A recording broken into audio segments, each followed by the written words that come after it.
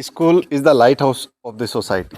कहने के लिए तो हमने हज़ार बार ये कहा है और हज़ार बार ये सीखा है, लेकिन स्कूल कितना कुछ समाज को और देश को दे सकती है, ये आज मैं आपके जैसे जैसे अपना वीडियो आगे बढ़ेगा वैसे वैसे मैं आपको बताता जाऊंगा। मेरे पास में अशोक जी है और आज मैं उम्मेद सिंह, और उम्मेद सिंह के साथ मैं उम्मेद सिंह जी भी कहूँगा, क्योंकि पहले जब हमारे पास स्कूल में आए थे तब शिक्षार्थी थे, आज शिक्षक है। तो मैं सबसे पहले चाहूँगा कि शिक्षार्थी बनने का जो सफ़र था ना, वो उम्मेद सिंह थोड़ा सा बताएं कि किस क्लास में एडमिशन लिया था और कहाँ तक यहाँ जो है वो अपना शिक्षार्थी का जो सफ़र है वो तय किया था। धन्यवाद सर। वैसे तो ज्ञान भारती स्कूल से बहुत सारी यादें जुड़ी हुई है जिनको हम शब्दों में नहीं बता सकते हैं। जो मैंने यहाँ पे जिया है खुद को, वो शायद शब्दों में नहीं कह सकते। और जहाँ तक मैं इस स्कूल में आया था तो कक्षा 8 में मैं यहाँ पे आया था और 8 से कक्षा 12 तक की पढ़ाई यहीं से की थी। और इन सालों में जो यहाँ से सीखा, जो यहाँ पे देखा, शायद सर को तो पता है कि मैं कितना अच्छा विद्यार्थी था कितनी शैतानियाँ करता था। लेकिन वो जब जैसे जैसे बड़े होते हैं वैसे वैसे एक दूसरे खुद से मतलब कि रूबरू होते हैं और ख़ुद को भी जानते हैं कि वो हमें, चलो उस टाइम सर बताते हैं वो बातें अच्छी नहीं लगती, लेकिन वो बाद में हो जाती है और वो अपनी उम्र होती है तो उसमें कोई बड़ी भारी बात नहीं है कि हो ही जाता है। वो उस समय नहीं पता रहता कि क्या सही है क्या गलत है, जो मन में अच्छा लगा वो कर लिया तो वो कोई बड़ी भारी बात नहीं हो जाता है। अब मैं थोड़ा सा क्योंकि उम्मेद सिंह एक ऐसा विद्यार्थी रहा है जिसकी 2 परिभाषाएं स्कूल में रही है। 10th और 12th वाला जो सफ़र है उसके बारे में भी थोड़ा सा उम्मेद सिंह बताएं। 10th में क्या हुआ ना कि 10th तक मैंने अच्छी पढ़ाई की थी और उसका भी श्रेय जाता है क्योंकि 8th में 9th 10th मतलब कि यहाँ पे बहुत अच्छा स्टाफ था जिन्होंने बहुत अच्छा पढ़ाया, जो मेरे आगे के जीवन में भी बहुत काम आया। जैसे संधि समाज, जो बहुत से सर थे, जैसे सुख जी सर थे, रामचंद्र जी सर थे, बाकी पूरे स्टाफ सभी सर, इन्होंने बहुत अच्छे तरीके से पढ़ाया और वो मेरे आगे जीवन में बहुत ज़्यादा काम आया। मेरे को ये चीज़ें वापस उठा के नहीं देखनी पड़ी। और जैसा सर ने बताया कि ये जो सफ़र था 11th 12th का, 10th में थोड़े अच्छे परसेंटेज बन गए तो वो होता है खुद को कि मैं ही हूँ सब कुछ, उसमें इंसान के पास घमंड आ जाता है और घमंड तो मतलब अंत ही है, हर चीज़ का अंत ही है, वो नहीं करना चाहिए। वो चीज़ें अब समझ में आ रही है। 11th 12th में जो किया वो हो गया, गलती हो गई जो भी हुआ लेकिन बाद में वो है कि 12th के बाद में थोड़ा अच्छी संगति और अच्छे लोग मिले, अच्छा किस्मत ने साथ दिया और अच्छी मेहनत, वो बहुत ज़्यादा ज़रूरी है।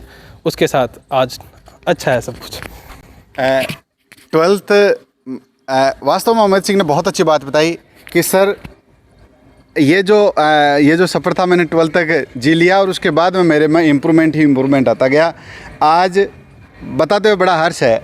और हर एक स्कूल की जो प्रॉपर्टी होती है, जो संपदा होती है ना, वो वहाँ के विद्यार्थी होते हैं। और ज्ञान भारती स्कूल को तो बड़ा गर्व भी है कि ऐसे सैकड़ों विद्यार्थी ऐसे हैं जो भारतीय सेना में या प्रशासनिक पदों पर, मेडिकल फील्ड में या फिर शिक्षा क्षेत्र में आकर के उन्होंने ज्ञान भारती स्कूल को और मायने बनाया। और अभी जैसा कि बताया रामचंद्र जी सर बता रहे थे कि रामचंद्र जी सर हमें संस्कृत पढ़ाया करते थे, सुख जी बड़ारा सर हमें हिंदी पढ़ाया करते थे। और यहाँ की पढ़ाई का तकाजा ये था कि जब हमने रीट की तैयारी की तो केवल जीके और साइकोलॉजी के अलावा हमें पढ़ने की ज़रूरत ही नहीं पड़ी। तो ये वो स्कूल जीवन है जहाँ अपन अच्छा करते हैं तो वो आगे भी अपना, जैसे LIC का एक लोगो है कि जीवन के साथ भी और मरने के बाद भी, तो स्कूल के साथ भी और स्कूल के बाद भी ये सारी चीज़ें चलती रहती है। अभी जाना पोस्टिंग है, L1 का टीचर है और अब नए बच्चों की पौध को तैयार करने में बड़ा अहम रोल उम्मेद सिंह निभा रहा है। तो हम सबकी शुभकामनाएं उम्मेद सिंह के साथ में है। उम्मेद सिंह के साथ में अशोक जी सर भी है, तो मैं चाहूँगा कि उम्मेद सिंह और अशोक का क्या रिश्ता है वो थोड़ा सा अशोक अपने शब्दों में बताएँ। धन्यवाद सर आपका। देखिए, हमारी मुलाकात हुई थी 2019 लास्ट में, जब एक हाई कोर्ट की वैकेंसी आई थी, हाई कोर्ट ग्रुप डी करके, एक सामान्य सी वैकेंसी सी, समथिंग 4000 पोस्ट पर।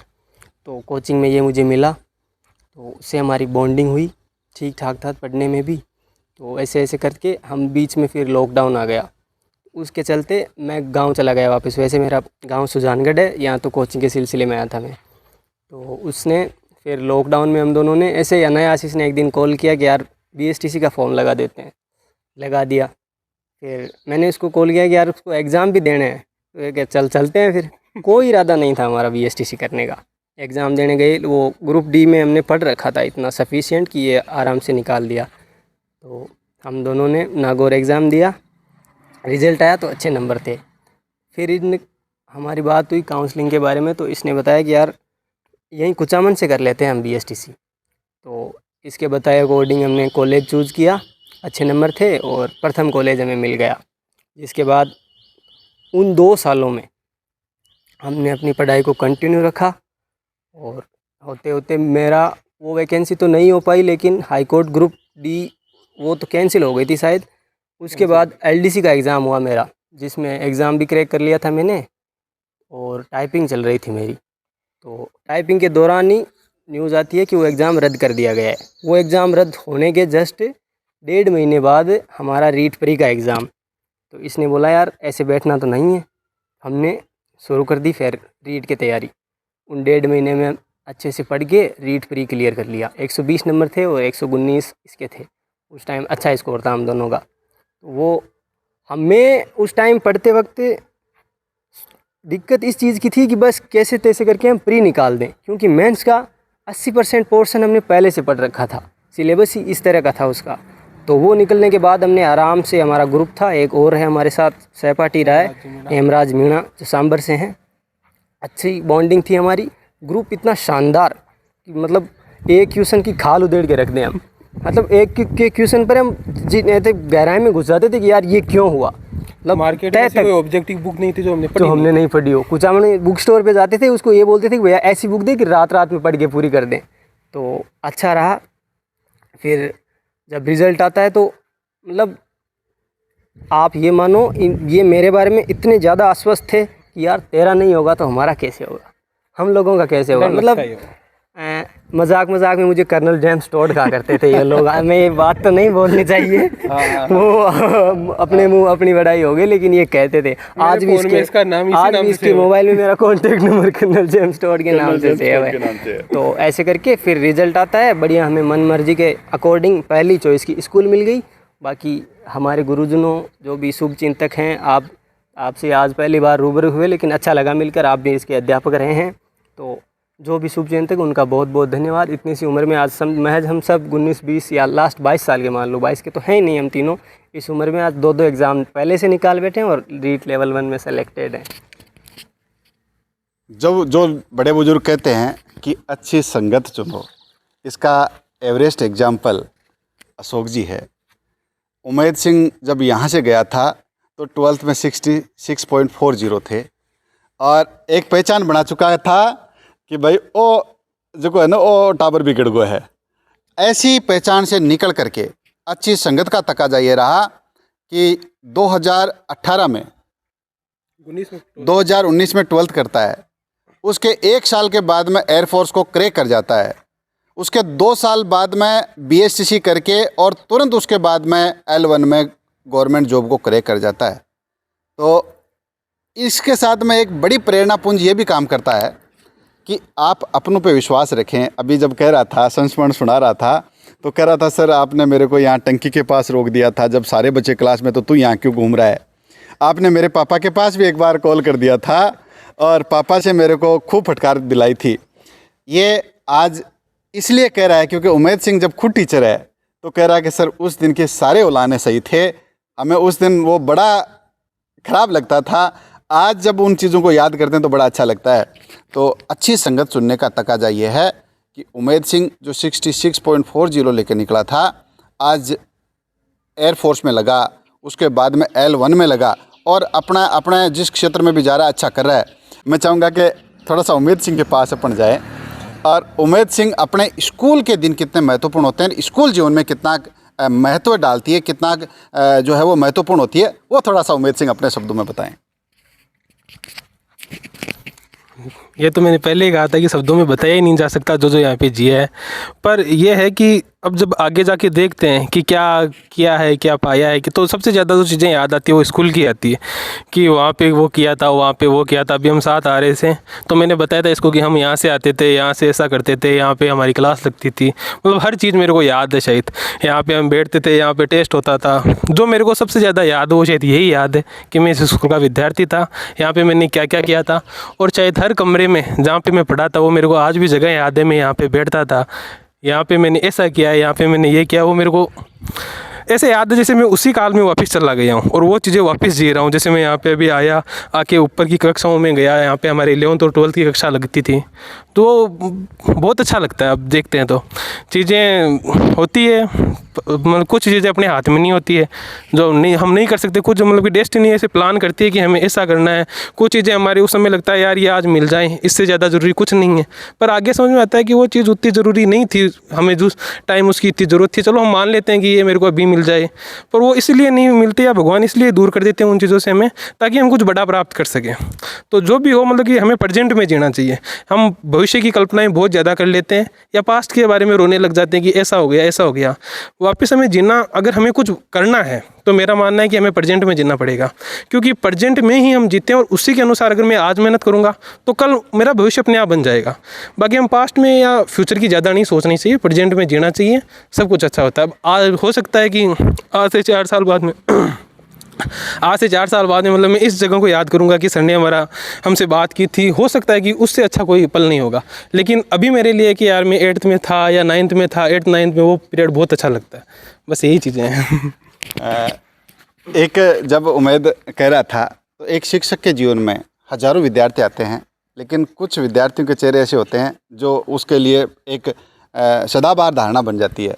उमैद जब पढ़ता था, जब स्टूडेंट था, तो वास्तव में स्मार्ट बच्चा था, गुड लुकिंग बच्चा था, और आज भी जब इसका चेहरा देखते हैं तो वो चेहरा आज भी मिल जाता है। तो मैं पुनः अभी का वृत्तांत ये था कि अशोक जी उमैद के पास आए हुए थे। अशोक जी सुजानगढ़ से बिलोंग करते हैं, चूरू से बिलोंग करते हैं। एक जो त्रिवेणी में जो इनका तीसरा दोस्त था वो सांभर से बिलोंग करता है, मीणा जी। तो अभी जब कुचामन से शिकर के लिए निकल रहे थे और अपनी बहन के लिए नीट की तैयारी की अच्छी कोई कोचिंग ढूंढ रहे थे, तब उमैद इसको रोकता है और कहता है कि यार अपन पुरानी स्कूल में चलते हैं, और पुरानी स्कूल का अशोक जी को विजिट करवाते हैं। मैं चाहूँगा कि स्कूल से जो उमैद की जो बॉन्डिंग है उसके ऊपर थोड़ा सा जो है अशोक जी प्रकाश डालें। जैसे हमारे बीच जैसे नॉर्मल बातें होती रहती है, तो क्या है कि स्कूल लाइफ है ना, वो हर बच्चे की, हम पढ़ते हैं उस टाइम पता नहीं चलता इस चीज़ का। आप कल को कामयाब हो गए, मान लो किसी भी जॉब में लग गए, फिर आपको नौकरी की वजह से जाना जाएगा। स्कूल में वो स्वाभाविक चीज़ें हैं, सहज आने वाली, जो आपको आगे जाकर पता चलती है कि अब हमें जो भी मिल रहा है ना, जैसे आपसे जानकारी हो रही है, ये तो इसने बता दिया, चलो हम वैसे वैसे हैं, वरना आप इतना ही जान पाते कि ये टीचर है, सेलेक्टेड है, फलाना फलाना है, ये बात है। लेकिन स्कूल टाइम में जो होती है ना, जैसे किसी का डांटना, फटकारना, भले वो लगे, लेकिन एक ओहदे पे जाने के बाद अपने आप ये चीज़ें समझ आ जाती है कि नहीं, वाकई वो चीज़ें एकदम, वो क्या बोलते हैं, चैंप थी, कि आज उन्हीं की बदौलत हम यहाँ हैं। हो सकता है एक टीचर का लहजा अलग अलग हो सकता है, वो किसी स्टूडेंट के साथ कैसे बिहेव करे, किसी के साथ कैसे, लेकिन आज ये है कि जहाँ भी जिससे भी हम थोड़ा बहुत भी पढ़े हैं या किसी ने गाइड भी किया है, तो बाइक लेके निकलते हुए भी हम किसी के सामने अपना सर झुका लेते हैं, सर नमस्ते। बस यही हमारी जड़ें हैं। आज उनकी बदौलत हम यहाँ हैं। जिन्होंने भी हमें यहाँ तक पहुँचाने अपना कतरा भी साथ दिया, वो गुरुजन हो, भाई, दोस्त, बहुत बहुत धन्यवाद उन सभी का, जो इस उम्र में मेरे को देखकर तो किसी को यकीन तक नहीं होता कि ये टीचर है। बाकी ये मेरे से बड़ा है। आपका बहुत बहुत धन्यवाद सर, जो हमें बोलने का मौका दिया। आप सभी देखने वाले दर्शकों को भी मेरी बहुत बहुत शुभकामनाएं। अपने गुरुजनों, स्कूल पर भरोसा रखें।